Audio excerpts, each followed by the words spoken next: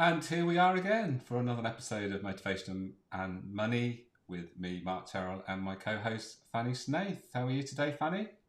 I'm very good, thank you. How are you? Yeah, I'm very good, thank you. Yeah, haven't been here for a couple of weeks, but we're back. We're And back. we're going to be talking about, have you got a rebel in your team? This is, we obviously have a little bit of chat before we go live about the topic, but I think there's lots to talk about. Firstly, teams, what's a rebel, and all the things that come out of that conversation. I think should be interesting, and hope you get some value from this. So, Fanny, this was your suggestion as something to talk about. So, do you want to sort of frame it for us and kick things off?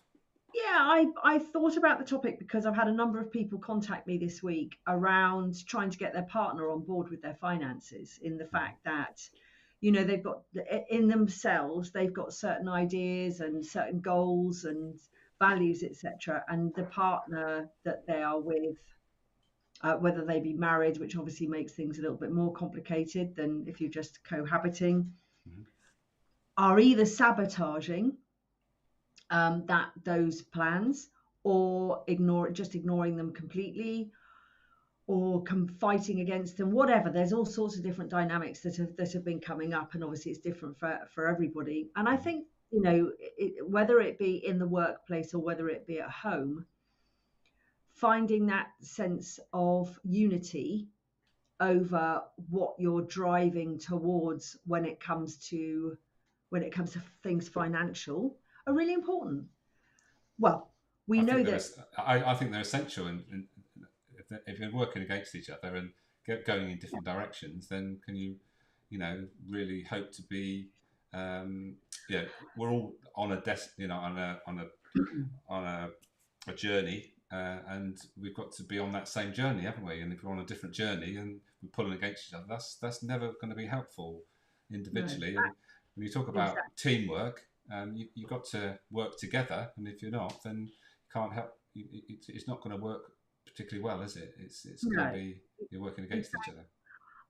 I think it's really interesting as well. So if you're, let's take the personal side for a minute, just for a sec. Mhm. I'm lucky enough to have worked with not that many, but a few couples now who have come to me as a prevention rather than a cure, which is just so wise, Mhm. to actually come and say, look, when we get married or whatever, we're not quite on the same page when it comes to money. Everything else seems to be fine. And we're recognizing that if we don't address this, then it's going to become a bigger problem. And, where that will lead us, we're not really sure, but it's not going to be a great road. So, taking that part of it into the business, when you're recruiting somebody, it's again, how important is it? Let's think about how we can avoid getting a unhelpful rebel in the workplace, and what we can do if we do have a rebel in the workplace. I've got, there are a number of things that I can suggest to try and work it through. But it's, what is it they say? One bad apple. Yeah. And yet they also say what is the one they say when it diminishes it? So it's only one. There's always one bad apple. But the thing is, one bad apple can spoil the whole. What's the Oh, phrase? the bunch. We Yeah, yeah. I know what you're it saying. I used think to most be, people will understand. yeah, the Jacksons. One bad apple don't spoil the whole bunch, isn't it? But you can have it. One rotten apple can sort of spread across the whole lot of them, can't it? Yeah, yeah. Especially with potatoes. And haven't you found that rotten potatoes really smell? Horrible. Yeah, I've had my fair share of those. That's my first job when I left to school, was bagging potatoes up. So Oh, you don't that need to has to tell be me about that. probably that has to be probably one of the worst smells in the world. It is. It is disgusting. You open It up the really, sack and it and you gets, think there's a it just bad one in here somewhere. I need to find it. Anyway, we need to talk about rotten makes potatoes, you feel quite but ill, we talk actually. about maybe those people So, that cause us challenge, and we all need a little bit of a challenge. I think, I don't think a couple, for instance, what you just talked about, a couple that are almost like do everything the same. It's almost like it's too good to be true, and I think if that's happening, then there's one person that's probably giving up too much. What you've got to do is understand one another, and incorporate it as a team effort, and take everybody's point of view into consideration, and that's the way to tackle it. It's not. I think I don't know about you, but I feel that men are more reluctant to find out about themselves and be open and discuss things about themselves than women. You can obviously you can share what you think about that, but I think that's my experience, is that it takes men a bigger sort of it's a bigger step to take for them for some reason, in that they feel as if they divulge something, it means that they've got to give it up, or they've got to change in some way. But actually what you've got to do is thinking, actually, if I understand myself better, then we can embrace the best things, and there might be something that comes out that we're just not taking into consideration that would actually really help. And it's having that open mindset with regards to, this is going to help me understand stuff. So whether it's understanding what motivates us, understanding our money archetype, or our behavioural style, it all helps with regards to understanding one another. And if we come back to what we've talked about with rebels, a rebel is someone that goes against the grain, doesn't want to toe the line, doesn't want to do things the way they are told to do them. And in the business perspective, that can be really damaging, in that if someone is not towing the line and doing the things the way that the business has basically set it out to be, then it could be seen, if that person is not brought into line, is that's okay to do it that way. And before you know it, everyone's doing it the wrong way. And that's the danger, when it's almost like you catch the bug or the disease, and it sort of spreads quickly because people aren't sort of fixing it. Correct. Except that, let's think about how it can show. If we're looking at, let's go back to two people for a minute, because I think the parallels are really interesting. So if you've got like two people in a relationship, and one seems to go, right, we've got all these goals, we've got all, we're going to do this, and we're going to work towards that. Do you agree? So by this age, we'll be able to not be working, or we won't have to trade our time for money, or whatever that looks like. And it's different for very many people. And the other person goes, yeah, that all sounds really, really great. And then they go off and they spend way out of budget on the credit card or whatever they do. And then it's like, what happened there? I think it's really important to, one, obviously then to rather than just saying, well, we made a plan and you haven't stuck to it, you've just gone completely off piste. That's totally rubbish. We had an agreement, you've got to get back on track or you're out, sort of thing. I think it's very important to try and understand what the motivation was. Notice I just brought in the word motivation. I was quite proud of myself. Yeah. What's the motivation behind what they did? Yeah. Or why did they behave that way? And then if you then try and get some kind of understanding. And again, like if I'm working with couples, I quote the Rumi phrase that we were given at the Money Coaching Institute, which is just lovely. The Rumi quote, which says, out beyond the ideas of wrongdoing and right doing, there is a field, I'll meet you there. So it's trying to find out a little bit about that person to understand their motivation for acting in that particular way. And I think that you can do the same in business. So for instance, I remember years ago, I worked in a market research company, and we had somebody there who was a rebel. They were just constantly causing trouble. It wasn't so much about that they were doing their job wrongly, but they were always bitching about people. The gossip always came. If there was a change in company regulation, they'd argue about it. They would just never seem to be, they would never toe the line, whichever way it went. And I seem to remember their boss at one point hauling them in, and actually was really good and found out what motivated them. And then all of a sudden they had a changed role within the company. They moved to a different department and everything changed. And they, rather than everything being fighting against, biting the hand that fed them, they were really shouting out for the company all over the shop. Yeah. So that just shows that when someone's in the wrong role, or they're in the wrong team, or whatever, it's important to get to the bottom of what is actually causing that disruption, and why is that person not towing the line. And it takes patience and the skill of asking questions and being able to listen, and not just telling someone that you will do something. It's actually, well, why is it that you are not doing the things that we asked you to do. Yeah. And I've written down sabotage as a word. Why are you sabotaging the success of you and the team and all that by not conforming? And it's really interesting what you said there is. I want you to say that quote again because I didn't quite get it because you said it very quickly. You've obviously said that The Rumi hundreds of one. times. Yeah, but when you get to the bottom of why someone's behaving, and that's the essence of what motivation is. Motive is the reason we do something. The motive being the reason, and action being the thing we do because of it. And so, why are you doing what you're doing, or not doing what you should be doing because you agree to it? And the worst thing is when they agree they're going to do something in a meeting, and then the actual action and the actual thing in practice is not in line with what they agreed to, which is, again, goes back to the sabotaging. Why are you sabotaging something? I mean, if you're not happy with something, why aren't you saying when you need to say something in the meeting rather than just go off on your own tangent? So just repeat that, the Rumi quote. Rumi quote. It goes, out beyond the ideas of wrongdoing and right doing, there is a field. I'll meet you there. Okay. So when it comes to couples and money, it's you've got, let's say, for instance, you've got your money story and I've got, let's say we were going to work together even. Mm-hmm. I know we are right at the minute, but let's say we were to enter into some kind of financial arrangement. Yeah. It would be really good to find out about your money story to a certain extent and my money story. Mm-hmm. And then to actually look at how, though, I have my money story, you have your money story, and then we'd have a money story together, because whatever I brought into that business and whatever you brought into that business, there is a potential fantastic teammanship, but there's also potential for conflict. Yeah. Yeah. So the more understanding that you can have about that beforehand, the better. Yeah.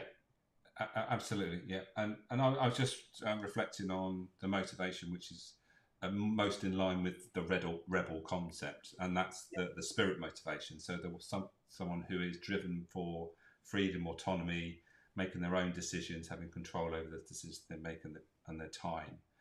And those sort of people can be seen as rebels because they're not particularly team players. They don't particularly want to be part of a team. They prefer to work on themselves, do their own thing, and not be having to conform to what they would see as constraints of a team dynamic. But what you've got to do with those people is that you've got to obviously make them realise that they can't do what they do on their own anyway. There must be a need for a team. There's no point having a team unless there's a need for it. But giving them as much flexibility as you can, but realising that when they're asked to do something, don't tell them chapter and verse of how they got to do it. Just say, look, this is the outcome we want. How you get there is up to you, as long as it's in line with you're clear about the company values and the way we do things. As long as it's in line with that, we don't mind. As long as it's on time and on budget, and it's done the way that we do things, then it's very much up to you how you get there. But that's obviously bearing in mind that person needs to really embrace the team and realise the role they play in the team. And this goes back to the question as well. How many companies really do have a mission statement and a vision statement, company values and all that? And how many couples sit down and have a proper discussion about financial goals, aims, values at the beginning as well? Yes, Either. Exactly. I know I certainly didn't. Yeah. I suppose that's what a good thing about a second time round marriage is. Well, learn by your mistakes, yeah. Then you can have those conversations. But it's interesting. So working out those things along the way. What about then? What about going the other way and talk about rebel leaders? What is a rebel leader? Well, would we describe someone like Steve Jobs as a rebel leader? I think we would, wouldn't we? Well, I suppose so. Obviously, there's lots of been written about him, and the ways he got things done was questionable in many ways. But he obviously knew his stuff, and he knew what was important to build a brand. he knew that. But I don't know enough about the way he went about it. But I think it's an interesting concept. Can you actually be a leader if you're a rebel? Because leading is about taking people with you, and I suppose if as long as your message is in line with what people want to hear, then I suppose you can be a rebel leader. But it does smack in the face of do as I say and not as I do. Because if you're a group of rebels, then really, how's that ever going to work? Well, and we're not talking about a group of rebels. We're talking about a rebel leader, aren't we? With a team following behind, which I suppose is just basically whether you believe in your leader, isn't it? I mean, Che Guevara was probably another rebel leader. I mean, that's Well, I think they're more. I don't know whether they're rebel leaders, though. I think they're more sort of transformational, disruptive leaders. Maybe they see things differently and want things done differently. So, for the sake of this conversation, then really we're talking about the person within the team that seems to I love, if I can use my word here, upscuttle other people in the team. Yeah. Other people in the team, which would be quite. So how do you go about this scenario when it's been sort of presented to you that there seems to be the dynamics in that couple they're not sort of working together, and there's a rebel in the team? How do you sort of tackle that? So the dynamic will usually work as so you have one who's usually sort of reasonably on it. Let's take this dynamic. I mean, you could have two rebels in the team where basically they both sabotage anything that's going on at all and have no plan and no vision or anything. But if one has a vision, I think you need to have one vision for another one to be a rebel. Is that agreed? Yeah. I think that's probably about right. Yeah. So if one's not, and what, I mean, this happens all the time. This is like probably the main dynamic of couples coaching, I would say, couples money coaching. So first of all, the thing to do is understand both couples. So get them both to the field that I was just talking about. And in order to be in the field, you need to have an understanding of who the other person is. So rather than just talking about, well, we want to have these financial goals and this is what we want to go, you do need to understand what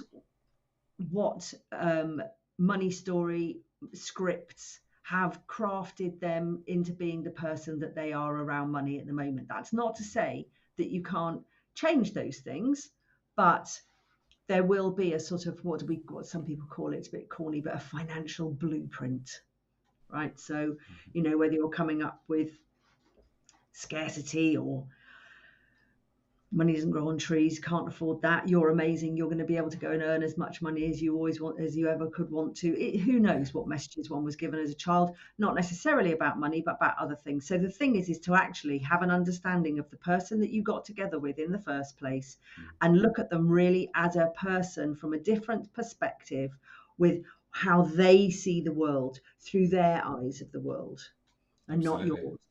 My dad always used to say you've got to speculate to accumulate. We've had conversations about this, whether that's actually helpful. But in some ways, it does. The message is, as far as I'm concerned, is that if you want something, then you've got to be prepared to put something on the line. You've got to have skin in the game. I think basically what it means. Yeah, that's true. And if you don't put skin in the game, can you actually expect a return? That's right. It's the same with investing. You've got to invest first to get a return. Otherwise, exactly. And you can set about a plan like that, and then person A goes off and completely sabotages it by booking a 3-week holiday to America or something, and the other person will go, well, why did you do that? And then we're looking at a whole bunch of emotional reasons or something that might have gone wrong that might have triggered that kind of activity. Mm-hmm. And to try and sort of understand, well, I've been feeling like this. You all unbeknownst to them, something was triggered in them that made them feel completely inadequate or whatever, or they just do something out of the ordinary or do something to sabotage the plan that triggers everything and everybody. And it's about being able to come back to that understanding of going, okay, so what's actually happened here, rather than going, well, we made this agreement, you shouldn't have done that. Yeah, well, you did that and I did it. Yeah, but you did.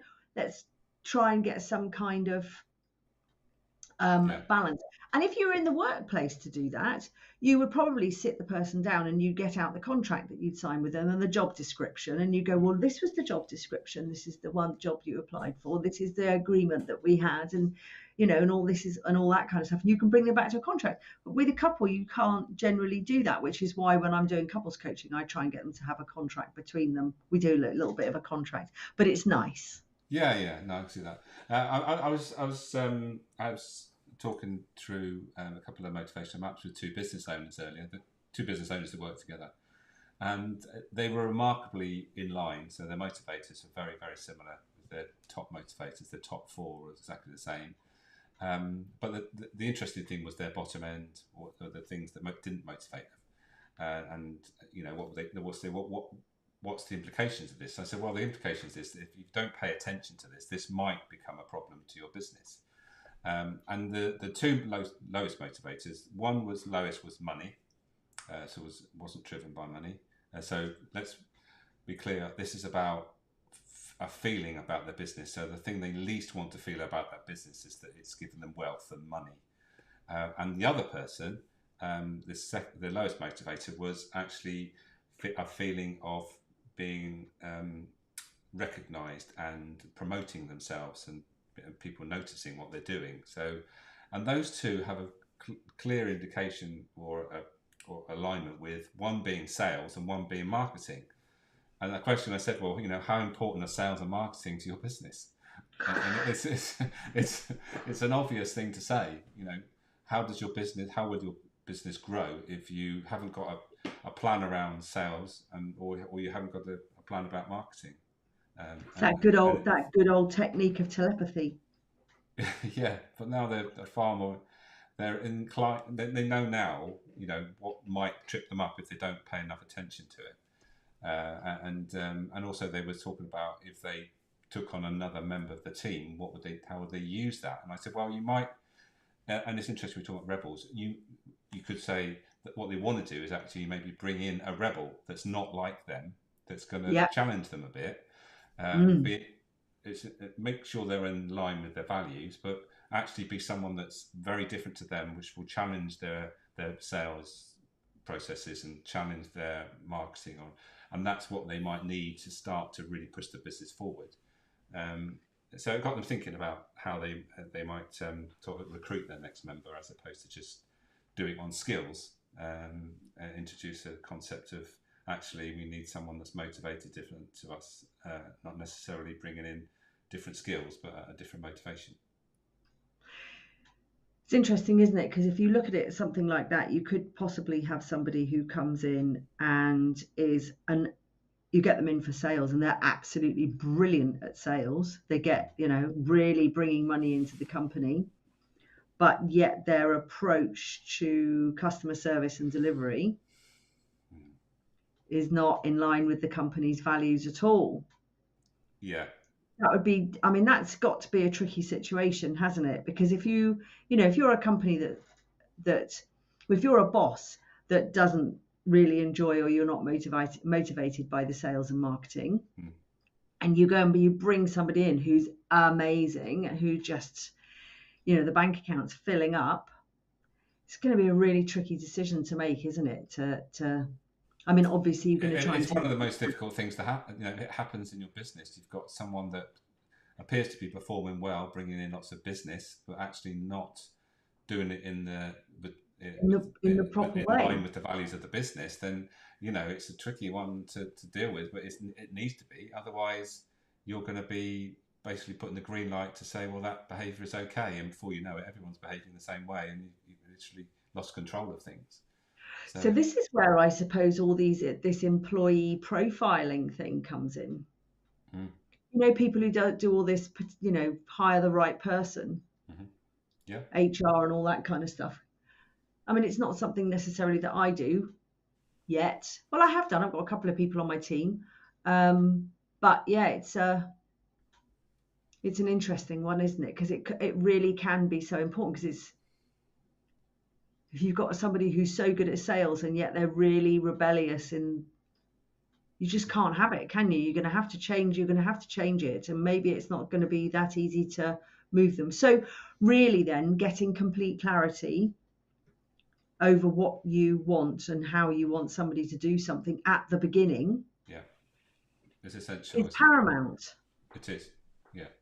And I've just helped someone just take on their first employee as well, and I just said, spend the time to make sure you tell them exactly what's important to you, not just in how you do things, about why we do things, and Mhm. why it's important we do it these ways, and we maintain this. And you can't tell them enough, and don't just assume that they've heard you the first time. Just make sure you tell them and tell them and tell them, and if something's not quite right, then the sooner you pick them up on it, the better, and make sure you bring them back on track. Because the further off track they go, then the more difficult it is to bring them back on track. So it is a hard work. It's hard work at that stage because you are.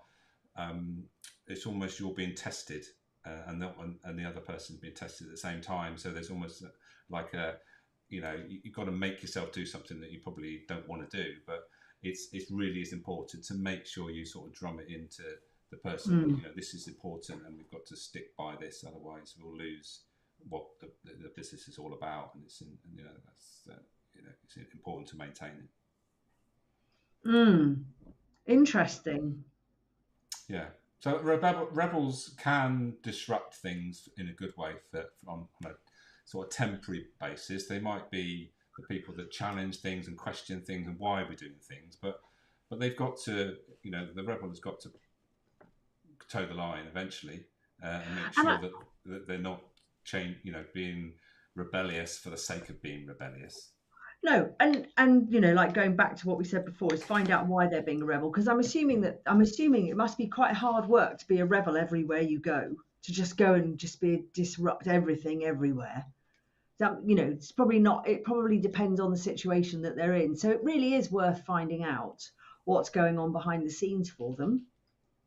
Yeah, and you've got to get to the bottom of why it's happening. I mean, sometimes just people just don't like to be would like to be noticed, so they'll just disrupt for the sake of Yeah, but I mean, for I that. know that it's interesting because I've seen quite a lot of people being made redundant in my time, and and I've had to make people redundant myself, which is really not a very nice task at all. But it's you know, from my experience, seeing people made redundant, 9 times out of 10, in my experience, and I know there's probably might be people watching this who vehemently disagree with me, but the redundancy ends up being quite a good thing.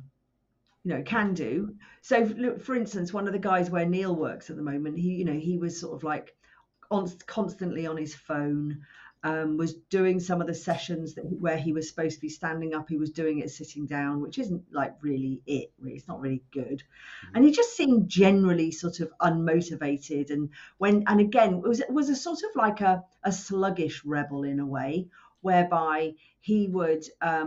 It'd be like, oh, we've got some change in the rules, and he'd sort of go, oh, that's boring. Why have we got to do this? Oh, this place isn't that great anyway. And in the end, he got fired. And within literally a week, he got a job in very similar environment, but somewhere different. And he's absolutely flying. He's like a completely different person. Wow. Yeah, yeah. It just Just shows them. loves it. And so it's just being in that different environment, maybe just a different sort of like chemistry between people. Yeah, yeah. And I there's think also it's we haven't got time to just go down that rabbit hole, but intentional rebellious and then unintentional. And some people may not be realizing that they're being rebellious, and they're just yeah, unmotivated, just going through the motions, and yeah, just don't want to do anything because they just don't see the point, sort of thing. So they're not yeah, really trying to disrupt, but they're sort of doing it by default in a way. yeah. Interesting. Interesting. Anyway, another half an hour has flown by again, but a great topic. We'll Yeah, probably come back to something similar in the future, I'm sure, because it's an interesting one. It's sort of in line with what both of us do. We help people to understand each other better, and when you get two people, and then it sort of as you get more people, then it multiplies. And when you can help people understand each other better, then it improves the communication. It stops conflicts and all the stuff that goes with that. And interestingly, I'll plug it while I'm here.